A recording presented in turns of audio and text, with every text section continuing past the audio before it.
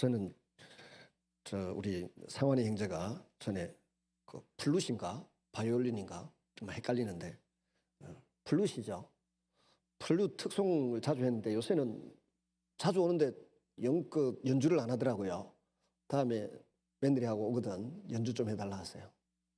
또 바이올린을 비롯해서 여러 가지 악기를 잘 다루시는 분들은 신청해가지고 제가 한번 딱 들어보고 제 오디션에 통과하면 반드시 주일, 우리 웃는 성도님들은 제 실력을 알기 때문에 막 비웃는 겁니다 지금. 주일 나레비 시간에 특송도 하고 연주도 할 수 있는 시간을 드리겠습니다.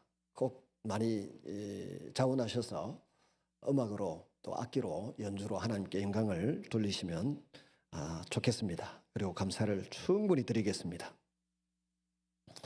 오늘 우리가 읽은 본문을 가만히 보면 이 로마서의 아주 핵심되는 장이 로마서 8장입니다. 근데 1절 2절을 보시면 1절 2절은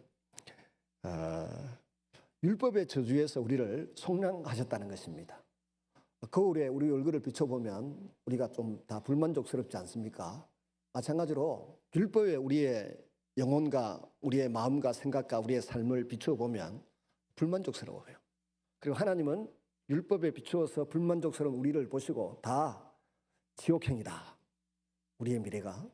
근데 독생자 예수님을 보내셔서 그 율법의 요구를 다 이루어 주셔서 지옥 갈 사람들이 다 천국 가도록 방향을 바꾸어 놓으셨다.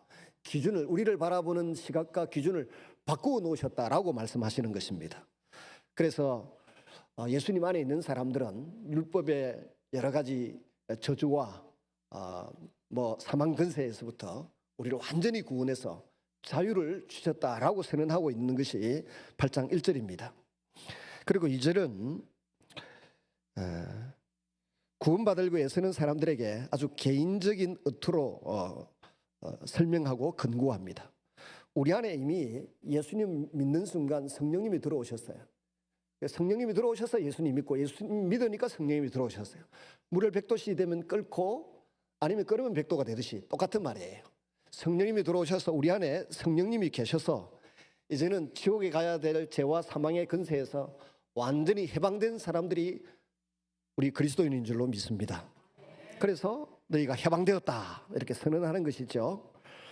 그 일을 어떻게 이루었는가에 대해서 3절 4절 설명하는데 아무 흠도 없고 점도 없고 허물이 없는 하나님의 아들이신 예수님을 이 땅에 보내셔가지고 죄인이 아닌 분을 죄인으로 낙인 찍어서 십자가에서 죄값을 다 치르게 해주셨다는 겁니다.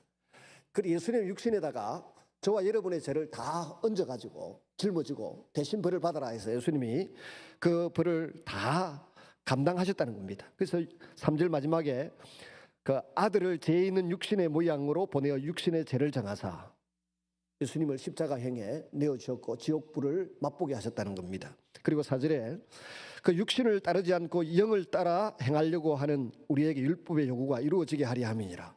그 영은 예수님께서 보내주신 성령님의 그 인도하심, 감동하심, 부으시는 은혜를 따라 살려고 하는 사람에게는 율법의 모든 요구를 다 이룬다는 겁니다. 율법의 핵심은 사랑인데요.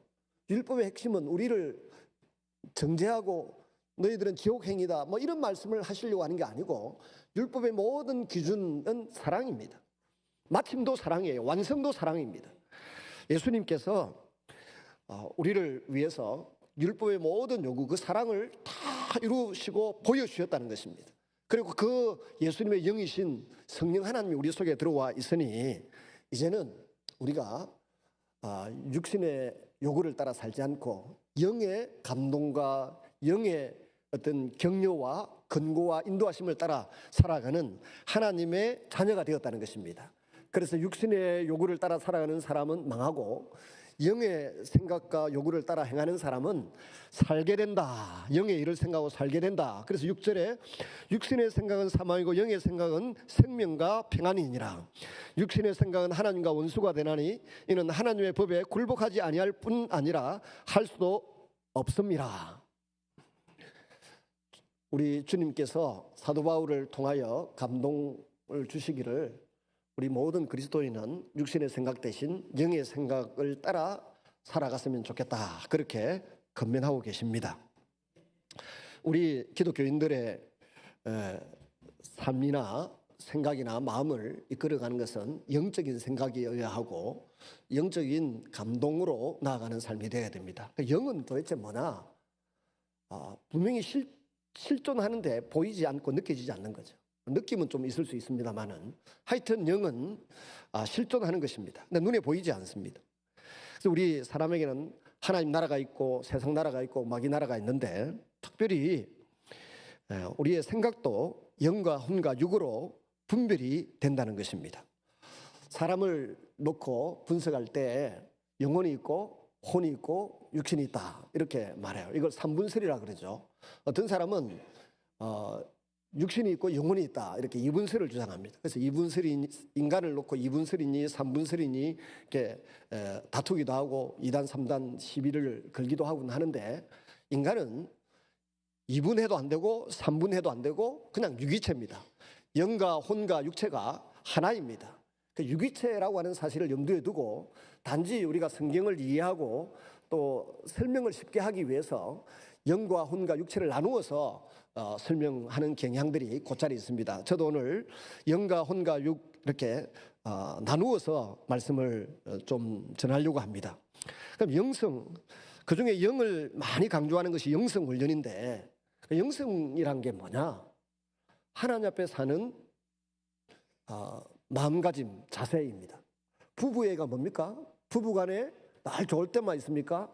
안 좋을 때도 있고 감정이 뒤틀릴 수도 있고 생각이 다를 때가 있습니다. 그래도 부부애라고 하는 게 있으니까 서로 결국은 하나가 되어서 인생을 친구처럼 다정하게 살아가는 것 아니겠습니까? 그런 것처럼 영성이라고 하는 것은 하나님을 의식하면서 하나님 앞에 살아가는 삶의 자세를 말합니다. 영성은 다르게 표현하면 코람데오 정신입니다. 코람데오적인 삶의 자세, 라틴어로 코람데오, 하나님 앞에서 살아가는 삶의 자세를 영성이라 그럽니다. 요즘 시대를 정보의 홍수 시대를 하지 않습니까? 정보가 너무 많아요. 유튜브에도 페이스북에도 인스타그램에도 뉴스에도 신문에도 온갖 나옵니다. 근데 어제 어디에 보니까 미국의 대통령, 세계에서 가장 지금 힘이 있고 영향력이 있는 사람, 대통령 트럼프의 말을 가장 빨리 알아들을 수 있는 사이트가 있는데 한 달 그 사이트에 가입하는 한 달 가입비가 얼마인 줄 아세요? 아시는 분? 1억 5천입니다. 트럼프가 하는 말과 생각을 가장 빨리 알려주는 사이트가 1억 5천이에요. 근데 저같이 잔머리가 잘 돌아가는 사람은 1억 5천, 이야, 딱 150명만 모아가지고 100만 원씩 내려가지고 150만 원을 100만 원씩 내면 얼마입니까? 1억 5천이죠. 야, 저거 1억 5천 딱 모아가지고 사이트에 가입해서 정보를 빨리 캐내면 부자 되는 건 식은 죽 먹기다 이 생각이 들더라고요. 가입하시고 싶은 사람 저한테 문자 보내세요. 100만 원 먼저 보내고. 트럼프의 생각을 제일 먼저 알면 지금 이란을 공격할 거다 안 할 거다 평화협정을 할 거다 빨리 알면 아는 것만큼 이 돈 벌기 식은 죽 먹게요. 그래서 그 아들이 지금 막 천문학적인 돈을 벌어들이고 있잖아요.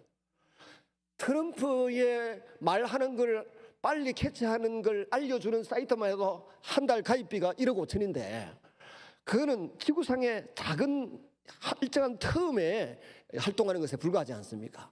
근데 온 세계 만물을 지배하시고 창조하시고 이끄시고 심판하시고 눈에 보이지 않으나 반드시 자주유지하시는 하나님의 생각, 하나님 말씀에 대해서 여러분 우리가 한 달에 얼마쯤 투자를 하고 얼마쯤 중요도를 평가하고 거기에 내 인생을 그 생각을 걸고 살아가고 계십니까?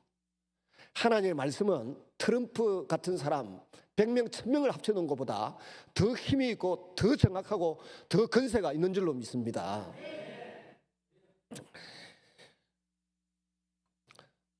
어떤 분이 회의를 하는데 나이가 좀 어린 분인데 회의를 하면서 여러분 어쩌고저쩌고 하다가 제가 딱 쳐다보고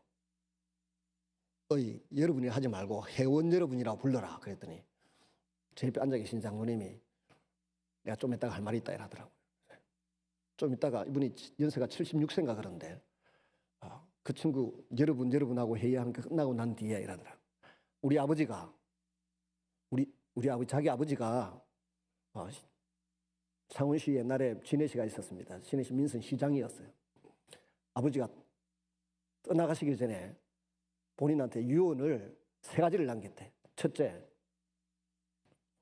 절대 여러분이라고 부르지 말고, 여러분도 존칭 같더라고요. 여러분이라고 부르지 말고 학부모 여러분이라고 불러라. 학교 이사장으로서 일을 할 때. 둘째, 가장 힘 있는 사람이 누구냐? 정직한 사람이다.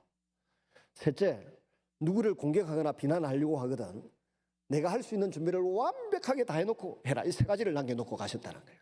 그거 전문 목사님 보고 절대 자기보다 나이 많은 사람 있는 데서 여러분이라고 부르면 안 된다. 그렇게 말씀을 하시더라고요. 이거 어제 아침에 있었던 일이에요. 근데 이 장로님께서 지금 75세인데 몇 년 전에 큰일을 한번 겪은 적이 있습니다. KBS 9번에 1번 뉴스로 나온 적이 있어요. 제가 걱정을 많이 하고 있었는데 저보고 그러더라고요. 목사님, 내가 그래도 정직하게 했어요. 미국에 아들한테 아들 집 사는 돈 보내는데 그 1억을 보내면 2천만 원인가 뭐 내야 되는 게 있어요. 다 냈다는 거예요. 그러니까 아무리 수사 검찰에 와서 뒤져도 외압 일반출이 안 되는 거예요. 아들한테 보내야 될 돈 가운데 세금 뭐 바꿔 거기에 필요한 수수료 2천만 원을 내고 1억을 보냈다는 거예요. 어떻게 누가 공격하겠습니까? 그게 정직이라는 거예요. 아버지 장로님에게 물려받은 유언으로 살았다는 거예요. 그래서 살아남았다고 이야기를 하시더라고요. 여러분 그렇습니다. 하나님 말씀을 따라 부모님 말씀을 따라 살아도 살아남는데 하나님의 말씀을 소중히 여기고 귀하게 여기고 그 말씀대로 살면 반드시 우리 인생은 탄탄대로를 걸어가게 될 줄로 믿습니다. 그러면 이 정보의 홍수시대를 살아가는 우리들에게 가장 중요한 하나님의 말씀, 이 하나님의 말씀을 가리켜서 성경은 뭐라 말합니까? 육신의 양식이라 합니까? 영의 양식이라 합니까? 우리 영혼의 양식이라고 말해요. 성경은 이 세상 살아가는 사람들에게도 유익한 정보를 제공하고 자료를 줍니다마는 우리 인간의 본질이 되는 영혼을 살리는 양식이 하나님 말씀이라고요. 근데 말이라고 해서 다 같은 말이 아니고 어떤 것은 하나님의 말씀이고 어떤 것은 마귀의 말이고 어떤 것은 인간의 말에 불과합니다. 생각이라고 해서 다 같은 생각이 아니에요. 어떤 것은 영의 생각이고 어떤 것은 육신의 생각이고 어떤 것은 혼의 생각입니다. 이렇게 3가지 말과 3가지 생각을 구분해서 훈련해 나가야 되는데 이것이 영성훈련의 출발입니다. 그러면 몇 가지 성경 말씀을 가지고 한번 우리의 영성훈련을 예배 중이라도 잠시 한번 해보십시다. 마태복음 5장 39절에 보시면 누구든지 내 오른뺨을 치거든 왼뺨도 돌려대라 라는 말씀이 있습니다. 누가 나를 때렸습니다. 어떻게 해야 할까요? 육은 몇 배로 보복을 하려 합니다. 혼은 정당방위를 하고자 합니다. 근데 능력이나 형편상 정당방위를 못하면 분노하면서 상처를 받고 통곡합니다. 이해가 안 되어서 아주 깊은 트라우마가 되고 나중에 쓴뿌리가 그 속에 자리 잡아서 그 사람의 인생의 한 부분에서 망가져서 불행한 삶을 살고 옆에 있는 사람도 불행해집니다. 근데 영은 어떻습니까? 내가 내 오른밤을 탁 때렸는데 영은 왼밤을 돌려대라고 지금 말씀하고 있는 것입니다. 영의 말씀은, 예수님 말씀은 상대방의 분노를 이해하고 수용하면서 그것을 해결해 주기 위해서 반대편 뺨을 돌려대는 게 영의 생각이라는 것입니다. 여러분 이게 가능합니까? 우리는 누가 내 뺨을 때리면 먼저 얼떨떨합니다. 하염없이 눈물이 납니다. 내가 왜 이런 일을 당해야 하지? 억울합니다. 내 자식이 그런 일을 당해도 마찬가지고 너무너무 고통스럽고 괴롭습니다. 그런 경우 없습니까? 저는 2번 억울하게 뺨을 맞아본 적이 있는데 중학교 3학년 때 등교를 8시 반쯤 했는데 체육 선생님이 지나가시다가 8시 20분경에 시험 치는 날이에요. 조용히 해라. 추리는 바로 온 학교 교정을 뒤집고 다니면서 체육 선생님이 이름도 안 잊어버려요. 최영삼이라고. 다니다 조용히 해라. 떠들면 맞는다 했는데 제가 8시 반에 들어갔어요. 제가 반장이었는데 가서 잘 있었나? 공부 열심히 했나? 했더니 이 선생님이 지나가다가 본 거예요. 포자말자 나오라 내 뺨을 2대인지 1대인지 때리는데 아무 영문도 없이 내가 알게 뭐고 10분 전에 와가지고 떠들지 말라는 소리 했는지 안 하는지 제가 볼 때는 부부싸움하고 와가지고 괜히 학생들한테 화풀이하는 선생님 같아요. 또 한 번은 대학 다닐 때 부산의 부민동 파출소에서 방범대원을 하는데 이 무슨 이름은 생각 이 무슨 경장쯤 되는 그 순경이죠. 밤 1시 2시 수리차가 들어오더니 나은 듯이 서 있는 저를 뺨을 탁 때리더라고. 옆에 있는 파출소에서 난리가 났죠. 방범대원들하고 파출소에 같이 다니는데 제가 밤새도록 울었습니다. 이유도 없고 까닭도 없어요. 그분 친삼촌이 우리 교단의 유명한 목사님이셨어요. 그래서 좀 친근한 줄 알았더니 이 인간이 뺨을 때려. 애매하게 뺨을 왜 때린지 아직도 모르겠어요. 옆에 있는 파출소장님이나 다른 분들이 막 뭐라 하고 그래 나를 위로해서 위로가 안 되더라고. 애매하게 아무 이유 없이 지금도 이해가 안 돼요. 근데 만약에 제가 삐뚤어진 생각이 있으면 최영삼 선생님 그 이 무슨 찾아가가지고 간두겠습니까? 근데 하나님의 은혜가 제 속에 있으니까 그냥 사람들이 애매하게 고난 나간다더만은 이런 일이 있는가 보구나 하는 생각은 하지 그거 어떻게 갈구겠습니까? 그냥 지나가는 거예요. 근데 영의 생각은 뭡니까? 상대방의 분노를 이해하고 수용하고 이걸 어떻게 해결할 것인가? 자기 나름대로의 기준을 가지고 가치관을 가지고 그 문제를 이렇게 정리를 하고 지나가는 것입니다. 깊은 상처로 품고 앉아서 그 트라우마가 모든 경찰, 모든 선생은 다 죽어마땅하다 아니면 인간이 아니다 이런 식으로 판단하지 않고 내 나름대로의 페이스를 잃어버리지 않도록 영의 생각은 나의 자존심을 지켜주고 보호해 주는 것입니다. 나를 살려주는 말씀이 되는 것이죠. 원수도 사랑하라 했는데 그 선생님이 원수는 아니잖아요. 그 순경이 또 원수는 아니지 않습니까? 그러니까 뭔가 부부싸움을 했는가 보다 아니면 술 먹고 제정신이 아닌가 보다 뭐 그러면서 이해하고 지나가면서 누가 애매하게 고난당할 때 누가 그야말로 분노를 삼키지 못할 때 이해가 되기 시작하는 거죠. 애매한 고난이 있더라 내가 당해봤는데 뭐 이렇게 되는 거죠. 마가복음 5장 44절에 보면 너희를 박해하는 자를 위해서 기도하라 그랬습니다. 나를 비판하고 박해하는 사람을 여러분 어떻게 대할까요? 육신은 박해하는 자를 저주하고 공격하려고 하는 본능이 발동됩니다. 그럼 혼은 어떻습니까? 박해자를 피하거나 자기 방어를 시작합니다. 자기 합리화를 시작하고 타협하겠죠. 박해를 하는데 지가 싫어하는 거 내가 안 하면 될 거 아니가 뭐 이런 생각을 한다든지 아니면 내가 이런 말은 조심해야지 뭐 이런 생각을 하든지 그렇게 하지 않겠습니까? 근데 영은 그렇지 않습니다. 영은 박해자를 위해서 하나님의 눈으로 그를 바라보면서 그를 위해서 중보기도 할 것입니다. 다윗이 그 모델이 되었는데 바세바 사건에 대한 징계로 아들 압살롬이 반역을 깨었습니다. 그래서 급하게 허리띠도 매지 못하고 온 머리털을 풀어헤친 가운데 울면서 도망을 갑니다. 그래서 하나님을 경배하는 언덕쯤 올라가고 있는데 시므이라고 하는 작자가 나타나가지고 이 비루한 자식아 이 피 흘린 자의 자식아 하면서 막 니는 저주받아 마땅하다고 막 욕을 합니다. 그때 다윗이 어떻게 반응합니까? 육의 생각으로 반응합니까? 혼의 생각으로 반응합니까? 영의 생각으로 반응합니까? 영의 생각은 하나님의 생각이고 하나님의 말씀이에요. 영의 생각으로 반응합니다. 옆에 있는 아비새는 부하 장수 아비새는 폐하 눈만 한번 깜빡해 주든지 고개만 한번 끄덕해 주시면 제가 시므이의 목을 댕강 잘라오겠습니다. 그렇게 윤회를 구하는데 다윗은 니하고 내하고 이 일에는 아무 상관이 없다. 가만히 있어라. 하나님께서 혹시 내가 지은 죄에 대하여 벌 주시는 것이라고 하면 저 비난과 저 저주를 내가 그냥 받아들이겠다. 가만히 있어라. 그래서 온갖 욕과 멸시와 천대를 다윗이 다 받습니다. 그리고 난 이후에 전쟁에서 승리해서 탁 돌아오는데 보니까 그 저주하고 욕을 끌어붙던 시므이가 자기 일당 몇 명 데리고 나타났습니까? 1000명을 데리고 나타나서 무릎 꿇고 싹싹 빕니다. 폐하 우리가 죄를 지었나이다. 우리가 잘못했습니다.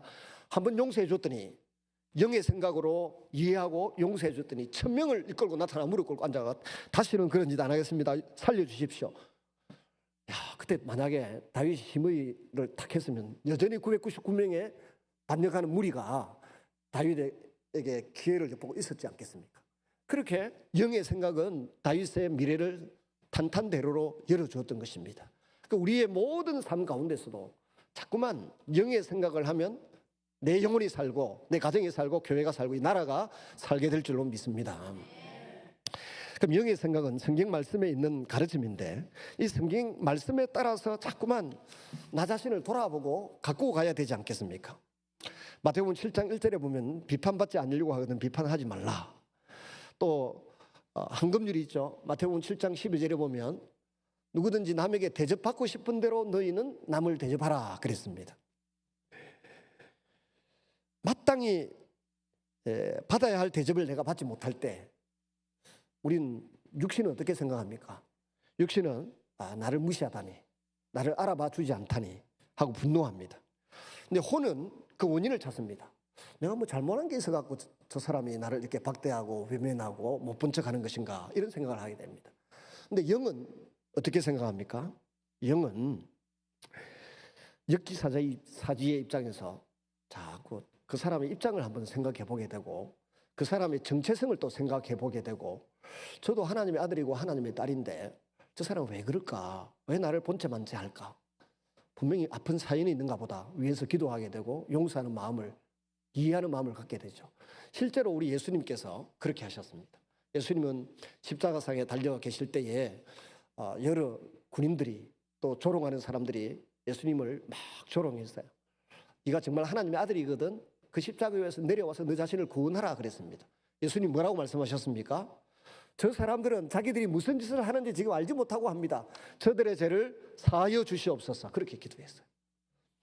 서대반 집사님이 사도행전에 돌에 맞아 죽어가면서도 꼭 예수님의 이 기도를 본받아서 그대로 재현합니다.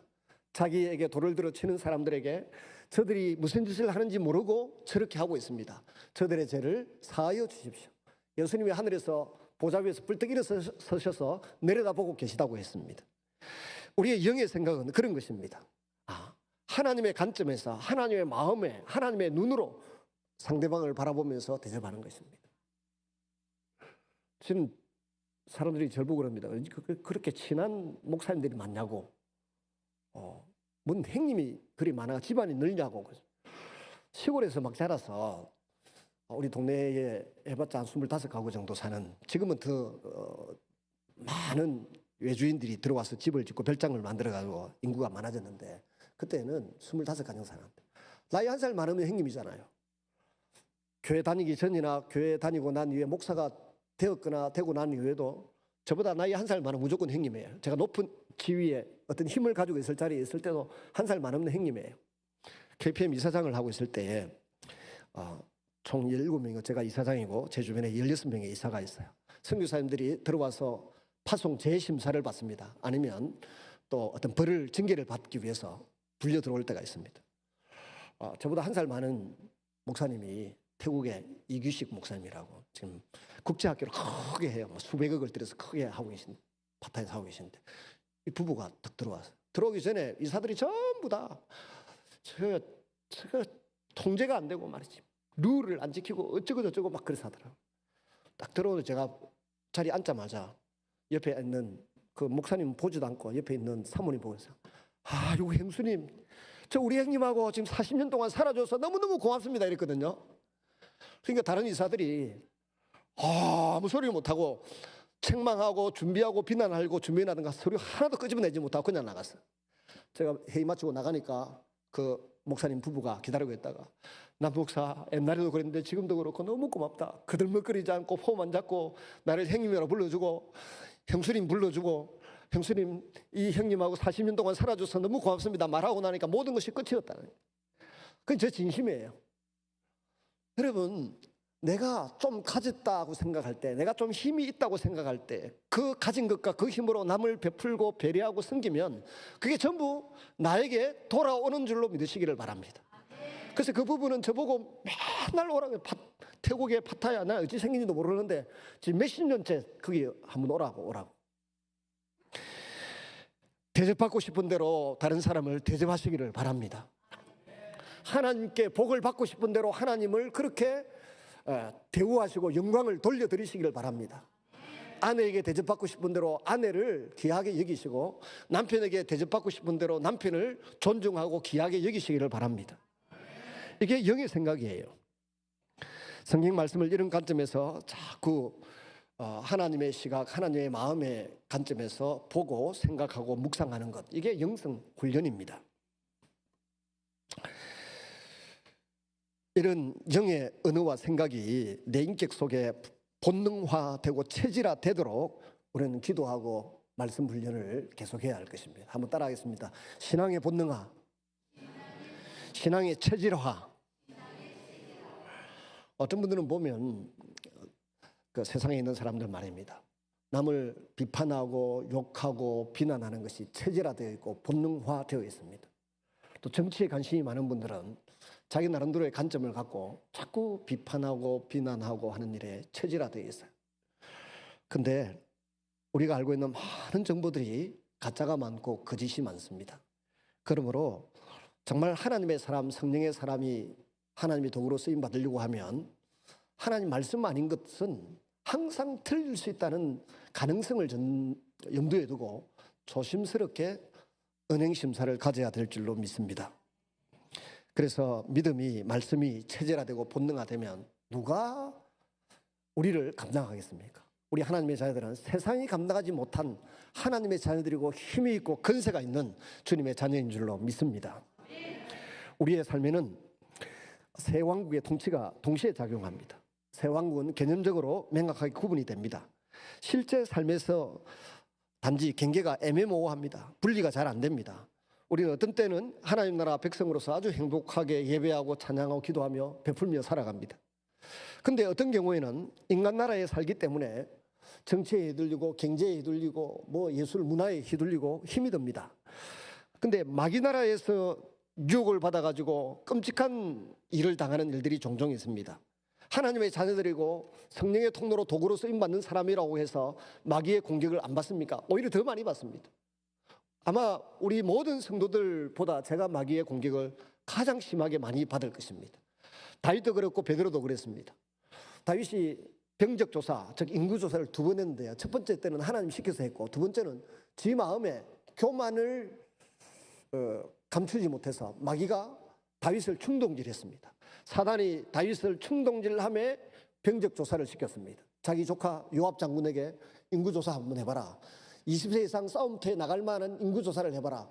요압이 득 들어보니까 자기 삼촌이 드디어 우리 삼촌 다윗이 오만방자해졌구만 하는 생각을 가지고 아이고 그리 안 하실지라도 훨씬 많은 인구가 있고 군사들이 있을 텐데 뭘 그런 걸 시킵니까? 그렇게 대꾸를 하니까 다윗이 재촉합니다.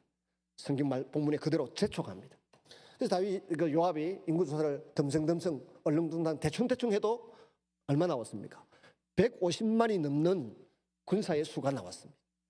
근데 150만이라고 하는 보고를 받을 그때 있어야 뒤늦게 성령 하나님의 감화와 감동이 다윗에게 밀려왔어요. 아차, 내가 교만을 떨었구나. 내가 이만한 나라를 만들고 이만한 군대를 거느린 황제 중에 황제구나 하는 생각을 품었구나. 잘못되었다고 느끼는 순간 하나님이 갓이라고 하는 선견자를 보냈습니다. 다윗에게 사무엘도 있었고 나단도 있었고 갓이라는 선견자가 있었지 않습니까? 다윗 자신도 선지자입니다. 사도행전 2장 31절 이하에 보면 다윗 그도 선지자라. 예수님의 죽으심과 부활을 미리 바라보고 증언했던 선지자 중에 한 사람이 있어요. 다윗도 성령의 감동이 있었고 성령의 감동으로 시편에 150편 가운데 절반 이상을 다윗이 썼지 않습니까? 그런데도 그가 약점이 있었어요. 선견자 갓이 찾아와서 말합니다. 당신이 하나님 앞에 교만방자하게 떠들었기 때문에 세 가지 벌 중에 하나를 선택해라. 적군에게 쫓길 것인가, 석 달을 쫓길 것인가, 아니면 흉년이 이 땅에 임할 것인가 3년 동안, 아니면 3일 동안 전염병이 이 땅을 휩쓸고 지나가도록 할 것인가. 벌 받을 것 중에 세 가지 중에 하나를 선택하라고 하나님 말씀하셨어요. 다윗 세 번째 걸 선택했더니 3일 동안에 7만 명의 백성들이 죽어나갑니다. 그때 다윗이 울면서 통에 자복합니다. 그때서야 영의 눈이 밝아져가지고 보이니까 하나님의 죽음의 사자가 예루살렘까지 칼을 들고 죽이러 들어오는 장면을 보았습니다. 납작 다윗이 엎드려서 나와 내 아비 집은 죄를 지었고 범죄했는데 이 백성들은 무슨 죄가 있습니까? 모든 죄와 허물을 나와 내 아비 집으로 돌리시고 이 백성들을 용서해달라고 하는 예수님의 마음을 그 순간에 회복합니다. 그래서 하나님이 거기에서 벌 내리시는 것을 딱 멈추십니다.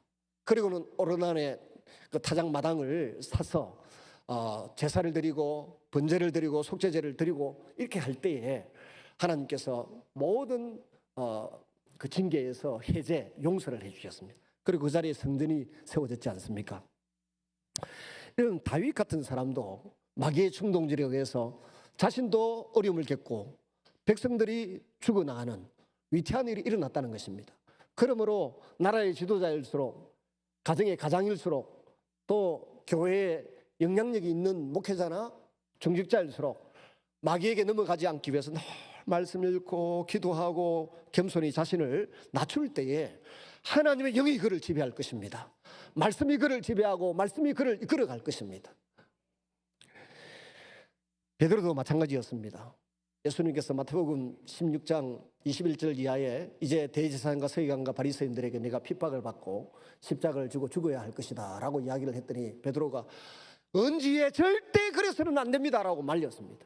그때 예수님이 뭐라고 했습니까? 수제자 베드로 보고 방금 전에 천국의 열쇠를 너에게 주겠다라고 이야기를 했는데, 방금 전에 천국의 열쇠를 너에게 주겠다고 했는데 그 말 한마디 잘못했다고 사단아 내 뒤로 물러서라. 누구든지 나의 제자가 되려고 하는 자는 자기를 부인하고 자기 십자가를 지고 나를 따라야 진짜 참 제자가 될 수 있다. 근데 네 마음, 네 고집을 가지고 이런 일이 주님께 미쳐서는 안 됩니다 했더니 사단아 내 뒤로 물러서라. 그때만 그랬습니까? 이방인들하고 밥 먹고 있는데 유대인들이 온다는 소식을 듣고 놀래가지고 베드로가 순간적으로 놀래가지고 뒷문으로 도망갔어요. 갈라디아서에 보면 사도 바울이 그 소식을 전해 듣고 베드로를 딱 마주하고 앉아서 베드로 사도님 어째 사람이 그럴 수가 있습니까? 어째 그러면 같이 밥 먹던 이방인들은 하나님의 자녀가 아니고 예수 믿는 사람 아닙니까? 하고 면책했다는 구절이 갈라디아서에 나옵니다. 사람은 죽는 그날까지 이렇게 허물과 실수가 많습니다. 마귀의 충동질에 넘어가기도 합니다. 그럼 우리는 어떻게 살아야 합니까? 끊임없이 인간 나라와 마귀 나라에서 하나님 나라로 들어가려고 하는, 하나님 나라 백성으로 살려고 하는 노력을 해야 됩니다.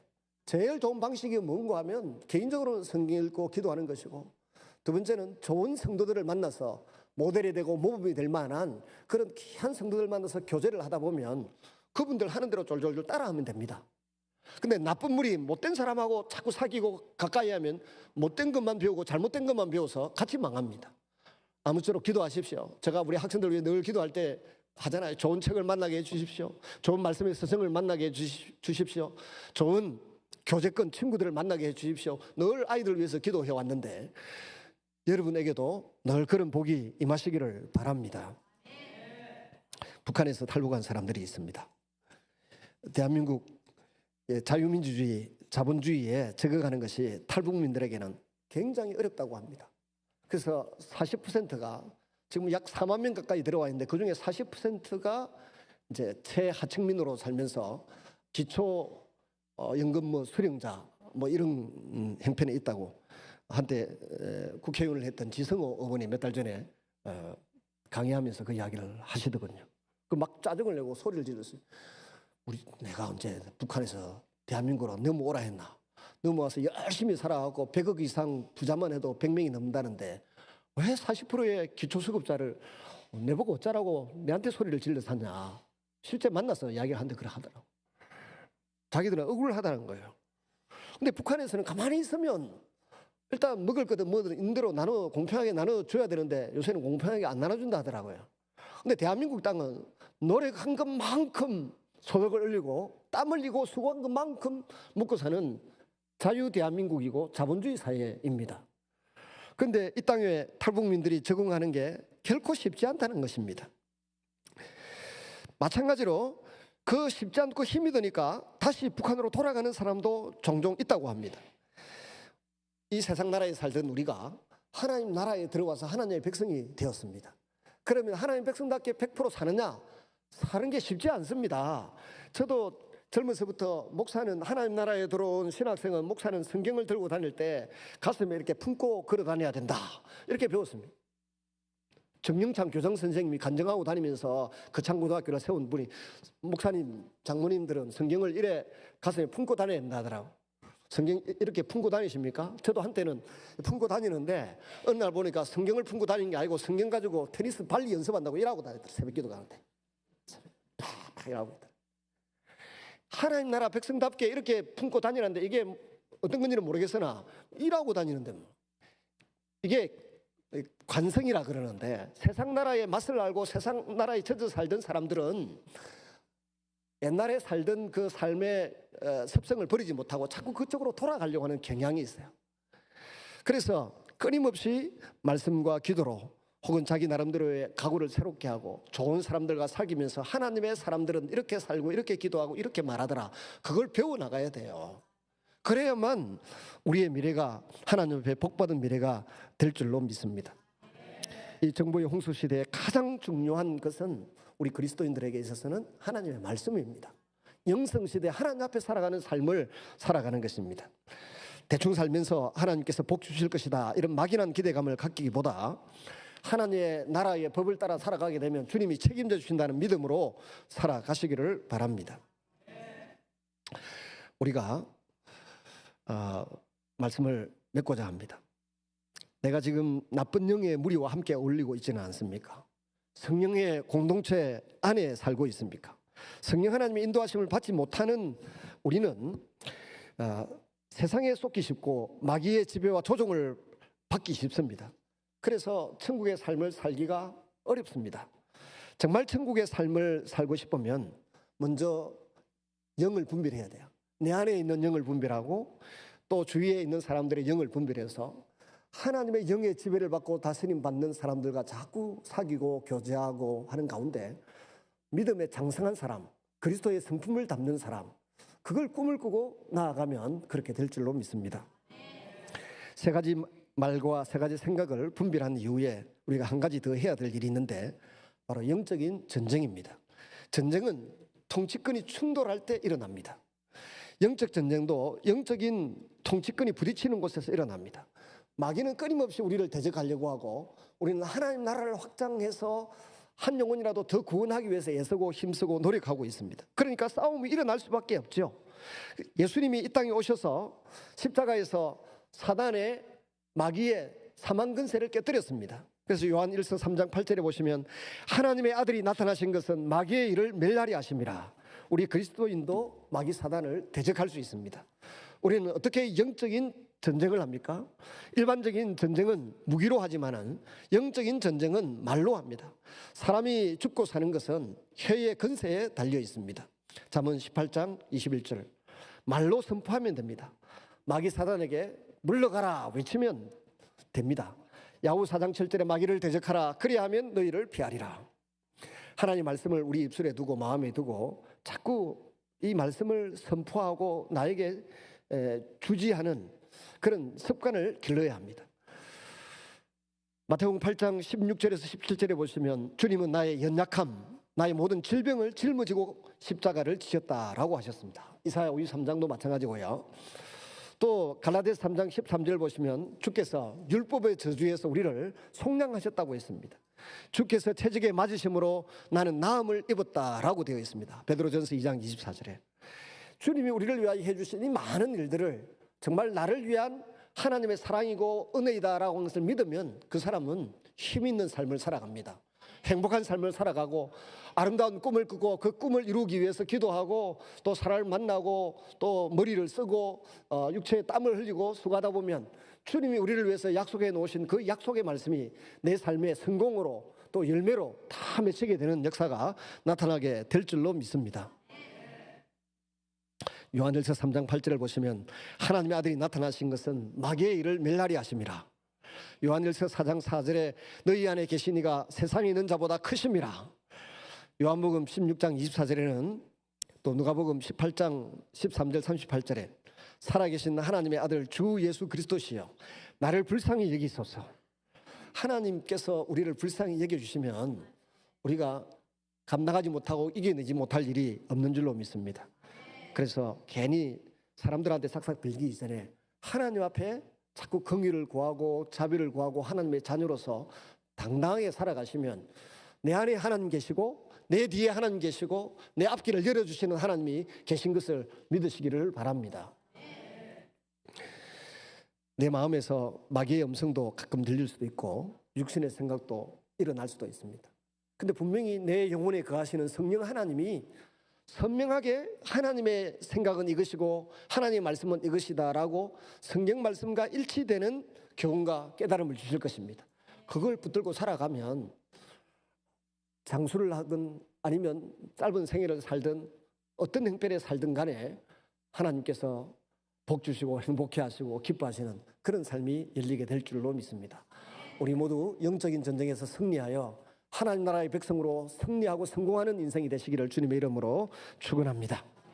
같이 한번 기도하겠습니다. 자비로우신 아버지 하나님, 오늘 이 아침에도 하나님 앞에 나온 주의 자녀들이 있습니다.